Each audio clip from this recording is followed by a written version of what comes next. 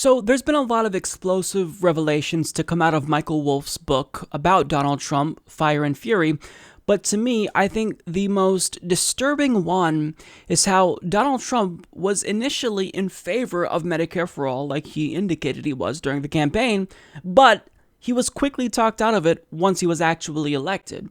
So John Quealy of Common Dreams reports, amid the explosive anecdotal accounts contained in the new book Fire and Fury Inside the Trump White House by Michael Wolff, is an exchange between the president and top aides in which Trump reportedly demanded to know why can't Medicare simply cover everybody? Now, in this excerpt of the book, Wolff writes, Trump had little or no interest in the central Republican goal of repealing Obamacare. The details of the contested legislation were, to him, particularly boring. His attention would begin wandering from the first words of a policy discussion. He would have been able to enumerate few of the particulars of Obamacare other than expressing glee about the silly Obama pledge that everyone could keep his or her doctor, and he certainly could not make any kind of meaningful distinction, positive or negative, between the healthcare system before Obamacare and the one after. Now, a lot of people are questioning the accounts of Michael Wolff's book, but I find this particular segment incredibly agreeable because Donald Trump has consistently indicated, if he's been consistent about anything, he's repeatedly stated that he is liberal when it comes to healthcare. So, for example, in 1999, he was on Larry King Live, and he stated that he is liberal when it comes to the issue of healthcare. I'm a registered Republican. I'm a pretty conservative guy. I'm somewhat liberal on social issues, especially healthcare, etc. Now, in that clip, he simply alluded to the fact that he's more liberal on healthcare. He didn't explicitly say Medicare for all, but in this next clip, which is a lot more recent, he overtly signaled support for Medicare for all. Everybody's got to be covered. This is an un-Republican thing for me to say, because a lot of times they say, no, the lower 25%, they can't afford private. But universal health care. I am going to take care of everybody. I don't care if it costs me votes or not. Everybody's going to be taken care of much better than they're taken care of now. The uninsured person is going to be taken care of. They're going to be taken care of. How? I would make a deal with existing hospitals to take care of people. And you know what? This is probably... Make a deal. Who pays for it? The government's going to pay for it, but we're going to save so much money on the other side. So Medicare for all is such a no-brainer that even a right-wing simpleton like Donald Trump can grasp the importance of it.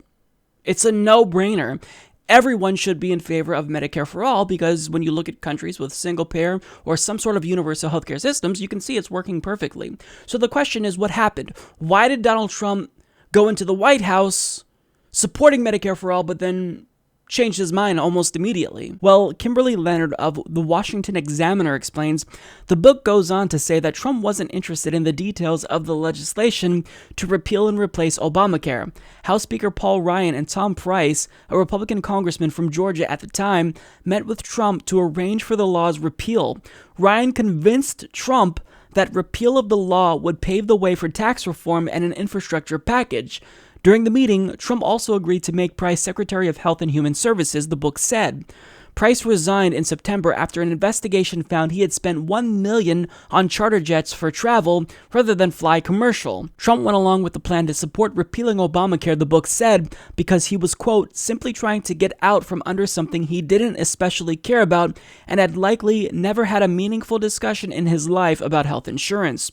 The late Roger Ailes, who was chairman and CEO of Fox News, told Wolff, no one in the country or on earth has given less thought to health insurance than Donald. So essentially, Donald Trump knew deep down that Medicare for all was the correct response to America's healthcare system, but since he was bored and wanted to get out of that meeting, he just basically agreed with everything Paul Ryan was saying because that would cut the meeting short. So rather than getting in there and fighting for a policy that would save lives, he decided, I wanna leave this meeting. I'm bored. I don't want to hear about healthcare. Please shut up. And that's what happened. And then shortly after that, we all know that he began towing the party line when it comes to Medicare for all. Single payer will bankrupt our country because it's more than we take in for just health care. So single payer is never going to work, and it will be horrible, horrible health care where you wait online for weeks. Now, besides that clip there, once Bernie Sanders introduced his Medicare for All bill, Donald Trump actually took to Twitter and threatened to veto it if it ever passed. And he also called single payer a curse on the United States and its people. So there you have it. Donald Trump seemingly supported Medicare for all because, again, that's an easy thing to agree to. All you have to do is apply simple logic, and you'll quickly realize that Medicare for all is the right way to go. But he decided that rather than fighting for the lives of Americans, he wanted to get out of a meeting and just agreed to repeal Obamacare instead. And Donald Trump was a pushover. He was easily talked out of it. So I think that this really lends credence to the idea that Donald Trump wasn't running because he cared about the American people. He was running because he was a bored billionaire that didn't know what to do with his time. So he figured, he just wants to be the president. And he never expected to win. He was probably figuring that he'd run, sell a couple of books off of it, maybe launch a television network, and that'd be the end of it. But he actually now has to do the job. He has to put in time to be the president. And being the president, occupying the White House, is a lot different than the idea of you running for president and all the glory and fame that might come along with it.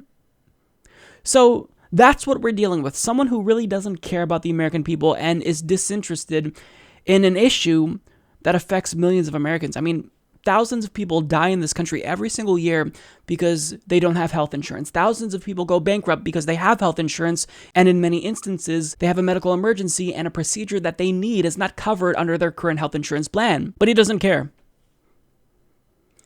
This is a story that I think is really disturbing, and it's an excerpt from the book that I think should be talked about a lot more. But, everyone is talking about the more gossipy elements of the book, and I get it. It's entertaining. Me too. I talked about that too. But to show how big of a child Donald Trump is, especially when it comes to an issue that's so important that you just can't keep him interested in it, it's just downright sickening. Support this podcast by becoming a patron at patreon.com/Humanist Report.